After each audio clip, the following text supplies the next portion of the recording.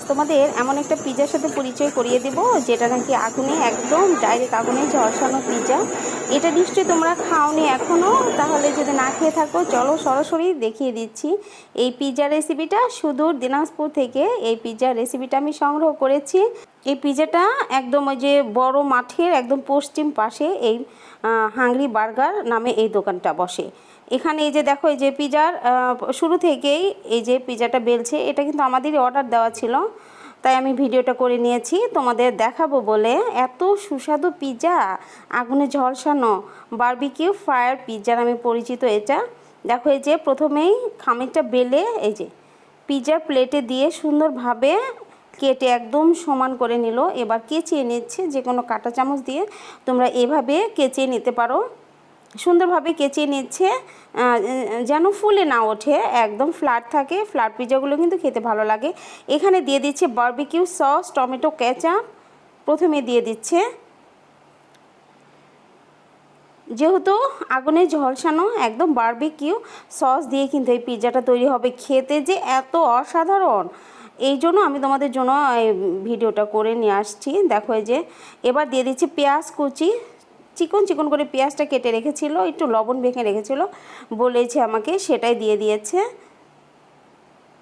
এবার দিয়ে দিচ্ছে দেখো এই যে চিকেন, একদম ছোট ছোট কিউব করে চিকেনটা কেটে নিয়েছিল। বারবিকিউ সস, টমেটো সস, গোলমরিচের গুঁড়া, লবণ, শুকনো মরিচের গুঁড়া দিয়ে রান্নাটা করেছে চিকেনটা, সেই চিকেনটা দিয়ে দিয়েছে। এবার ওদেরই হাতে বানানো মেয়োনিজটা কিন্তু দিয়ে দিচ্ছে উপরে। চিজটা দেওয়ার সময় কিন্তু আমার ফোনটা বন্ধ হয়ে গিয়েছিল, এই জন্য তোমাদের দেখাতে পারিনি, তবে আমি বলে দেবো মেয়োনিজটা দেওয়ার পরে কিন্তু মজেরেলা চিজটা একদম পুরো করে গ্রেট করে দিয়ে দেবে এখানে। এই মেয়োনিজটা দেওয়া শেষ হলে কিন্তু মজরেলা চিজ উপরে একদম গ্রেট করে দিবে। তারপর দিবে হচ্ছে তোমার চিলি ফ্লেক্স, কাঁচামরিচের কুচি এখানে, আর একটু বারবিকিউ সসটা আবার একটু দিয়ে দিয়েছে, আর অরিগ্যানো দিয়ে দেখো এবার এই যে আগুনের সরাসরি কিন্তু এই যে আগুনের চুলায় দিয়ে দিল একটা ট্রেতে করে। 6-7 মিনিট লাগে। ছোটোটা কিন্তু এর মধ্যে হয়ে গেছে, এটা ছিল 8 ইঞ্চি, আর একটা 12 ইঞ্চি, এটা এখনও চুলাতেই আছে, আর 2 মিনিট পর ওটাও নামিয়ে নেবে। নিচের অংশটা একদম ক্রিস্পি হয়, উপরে একদম সফট, আর এই ফায়ারের জন্য কিন্তু একদম মজরেলা চিজটা গলে এত মেল্টেড হয়, খেতে যে এত অপূর্ব। এ পর্যন্ত যত পিৎজা খেয়েছো তার মধ্যে বেস্ট এই পিৎজাটা। তোমরা যদি কেউ দিনাজপুর এসে থাকো তাহলে এই দোকানটাতে এসে কিন্তু তোমরা খেয়ে এর স্বাদটা নিতে পারো। আশা করছি তোমাদের কাছে অনেক বেশি ভালো লাগবে। দেখো কত সহজে কিন্তু এই পিৎজাটা বাসায় বানানো যায়।